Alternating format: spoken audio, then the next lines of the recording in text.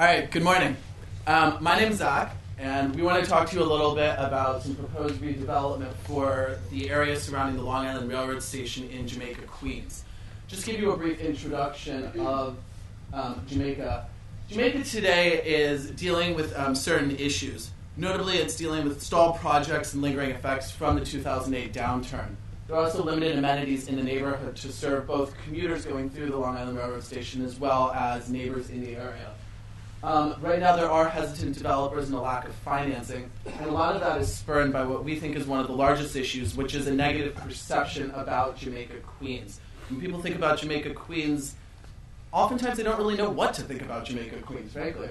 And as a result, people don't get off the trains in Jamaica, even though over 200,000 people go through the Long Island Railroad Station every day. But it's moving in the right direction. There are some wonderful engaged local leaderships. The Greater Jamaica Development Commission, as well as 3 local business improvement districts, are working to improve Jamaica, Queens. The Sutton Underpass is being redeveloped. This is the area which goes underneath the tracks through the Long Island Railroad Station. There are planned infrastructure upgrades, as well as some wonderful new music and arts institutions in the area, which have been recently developed and continue to grow. Just to give you a vision from how we see Jamaica tomorrow, we see it having a large anchor tenant, likely a grocery or a retail section. We see lots of art galleries and performance spaces. We see some good, high-level, cute New York City-centric food and beverage outlets. Moving forward, we see a hotel. Now we see a hotel. We see a hotel which can target not only the local community living in Jamaica, but also people coming from JFK International Airport. So the question is, how do we get there? We want people who can't wait to get off trains in Jamaica. We want to have a solid amenity base for residents and commuters to really pull people off the trains. We want it to be recognized as a new hub of activity within Queens. So just to give you a brief outline of Jamaica, Queens, it is located in sort of the northwest quadrant of that pink area labeled Jamaica. Greater Jamaica is a very large area. It's a 18-minute train ride on the Long Island Railroad to Penn Station. It's only 15 minutes to LaGuardia, and it's 10 minutes on the air train to John F. Kennedy Airport. It is much more accessible than you think. Also, when you think about Jamaica, Queens, there are just a few statistics to throw out. Greater Jamaica has 643,000 residents with a median household income of $62,500, which is 23% larger than the New York City average. There are also fewer crimes per 1,000 city residents than the city average. It really is a pretty safe neighborhood and a relatively affluent neighborhood, but that's something that you tend to not really think about when you think about Jamaica. So we conducted a little SWOT analysis in consultant speak to identify some of the opportunities and what's going on in Jamaica. As I mentioned, there is the large transit hub, the Long Island Railroad Station, with over 200,000 commuters, 3 subway lines, 18 bus routes. It's amazing how much goes on there.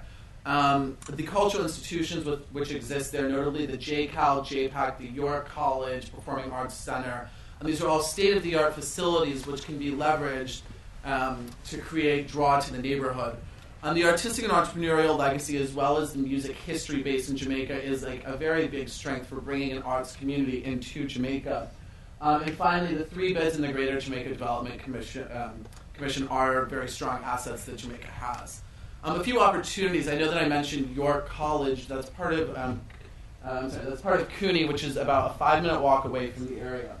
On the neighborhood rezoning, the city recently rezoned the area around the station to allow for higher density mixed-use developments to go into the area, so it is primed for development. The retail and housing needs in the neighborhood are very evident. When you walk along the streets, you can tell that there really is a need for some additional retail. And on housing, the MODA development, which recently happened, sold out almost the day that they opened up the sign-up list. The other opportunities is the foot traffic, as I mentioned, going through the station. In terms of weaknesses, I know that I mentioned this, but I can't stress enough the negative perception aspect, which is really hampering the development of Jamaica. And we think that getting a kickstart to spur development will really start to create kind of a positive reaction cycle for Jamaica. With regards to the threats, we're going to talk a little bit more about our idea of an artistic community. But some of the other artistic communities in the 5 boroughs, which are drawing artists and students maybe a competition for the Jamaica creative community. And also retail and surrounding neighborhoods, which may not be as train accessible, but for example, Rego Park has very strong retail, and that could provide some competition to the retail developments in the area around Jamaica. So many possibilities, but which path to take? So as we looked at Jamaica Queens, we thought about quite a few ideas, and we talked to a lot of wonderful people. Notably, we talked to some people from Bank of America, we talked to Maurice Coleman, and we talked to Robin Tracy, who are over there from the EDC and the mayor's office. And we spoke with some of the surrounding universities at York College. We also talked to some food and beverage outlets to see what the need and what they think could go into Jamaica. And we also talked to some cultural institutions. So in thinking about what to do, we had quite a few ideas. We thought about an airport village. Well, it's close to Jamaica. It's close to JFK. A lot of people have to get to and from the airport. Perhaps that's an opportunity. Workforce student housing, another idea. Making it a food destination, having it be an ethnic food bazaar of sorts. Making Jamaica be a retail hub for Queens. Making it an arts center. Making it a sports complex. What the heck, let's build a stadium in Jamaica. We took aspects of all these ideas and sort of combined them into one, which was to make it the Jamaica creative community. So we asked ourselves, why Jamaica, why the creative community in Jamaica? For starters, it leverages the legacy of the arts, which is very strong. Secondly, it attracts a young and upwardly mobile population, and we see this as being a very strong catalyst towards providing the impetus for development within the area, which really needs to happen. It also harnesses the transportation infrastructure, which is such a strong asset, and it really allows people to get in and to get out very quickly to visit the galleries and the performance spaces and, well, their friends in the area. And finally, it helps to leverage with the existing performing arts communities surrounding Jamaica. And we plan that this will catalyze some further development. In the near term, we want to present just some ideas that we have to try and get the development started.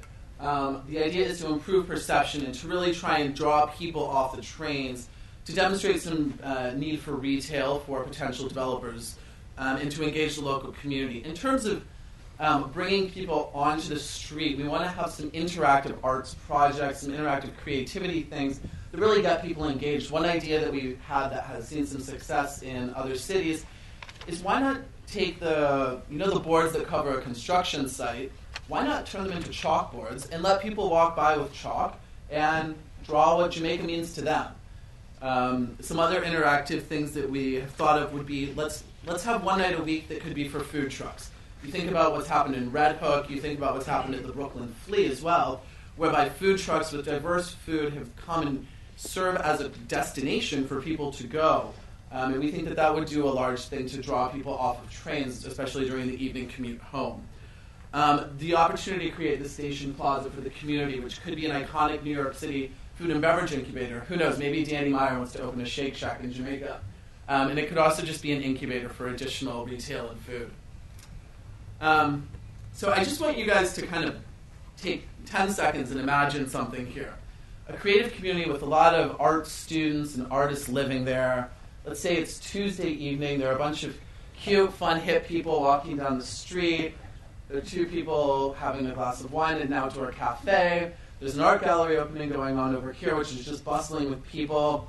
There's some 20-year-old photography students staging a crazy photo shoot on the corner where everyone's dressed in fluorescent pink.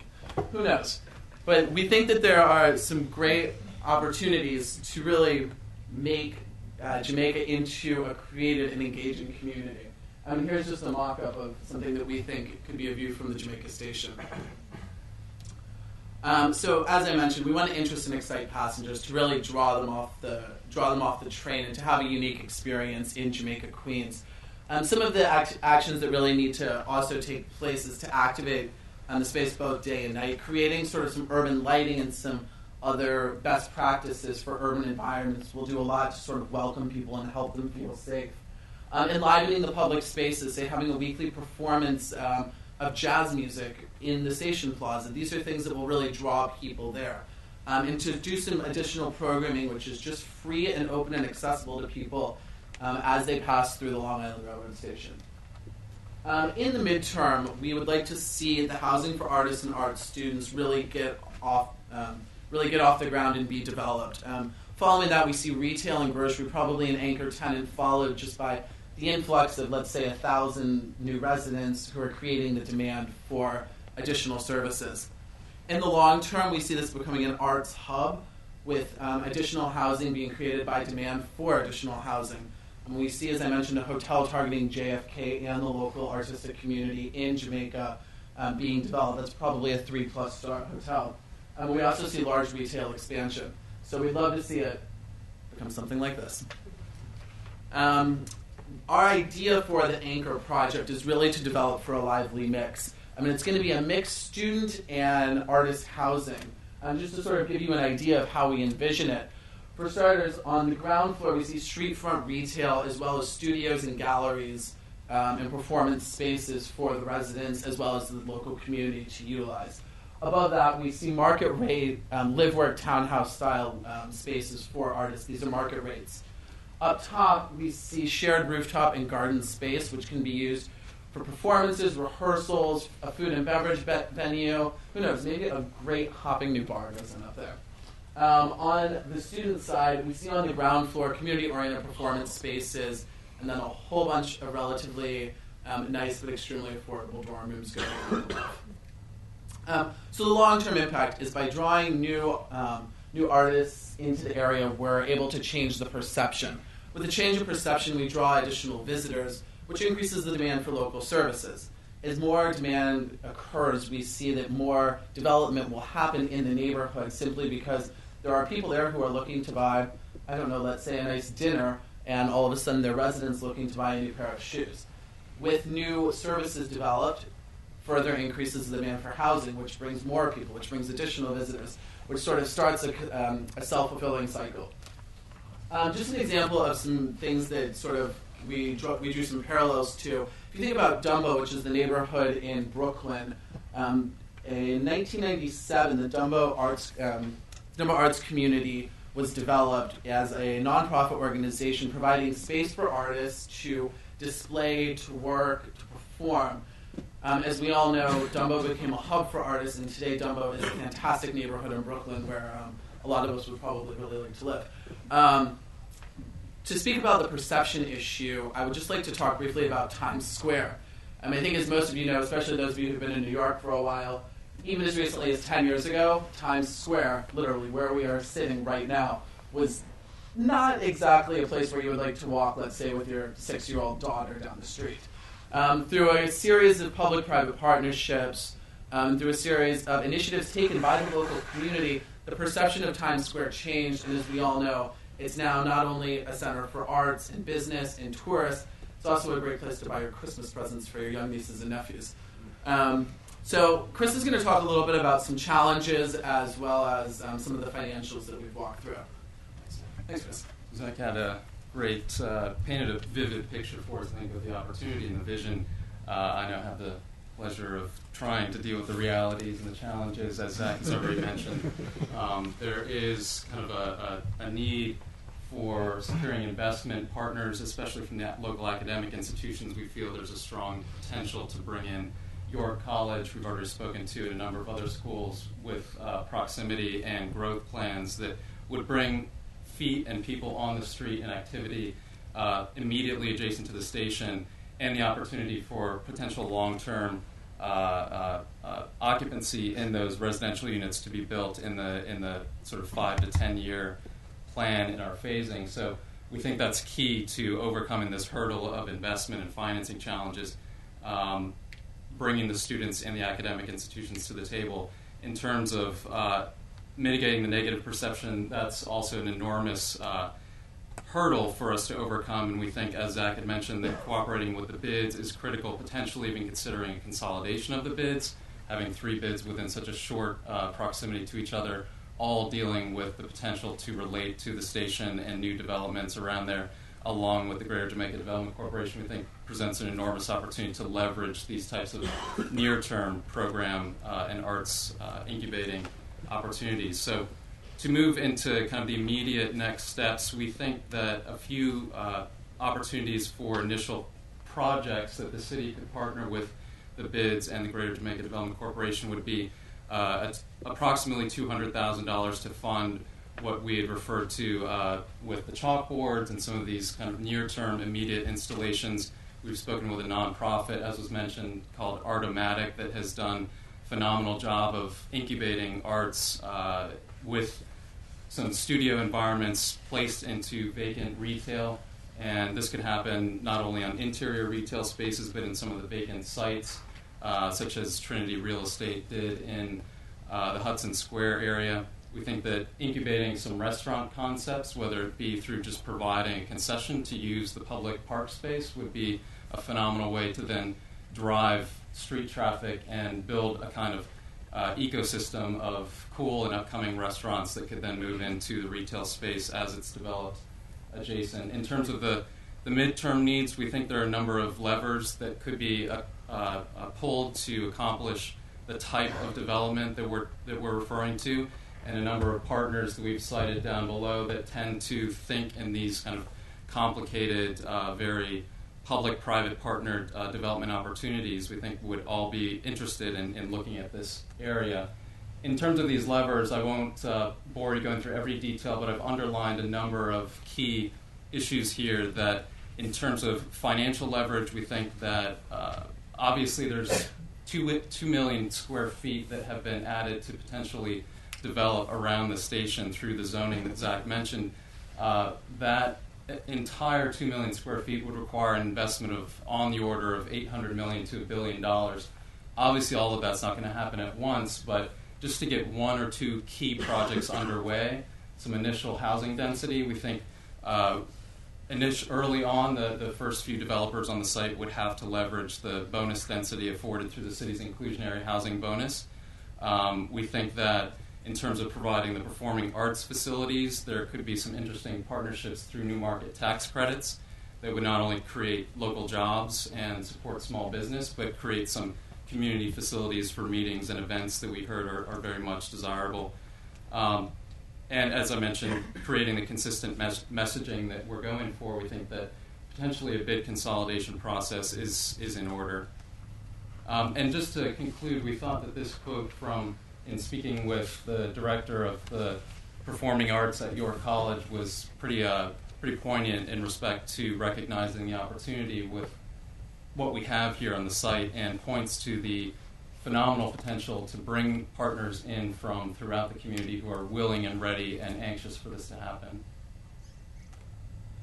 So we wanted to conclude by thanking all of our esteemed guests, especially Maurice and Jeff from Bank of America, our professional mentors, Rob and Tracy from the EDC and City Hall, John with Accenture, Justin, Susan, and Mickey, with whom we met at the Greater Jamaica Development Corporation, and of course, Professor Shore and Robin. Thank you very much.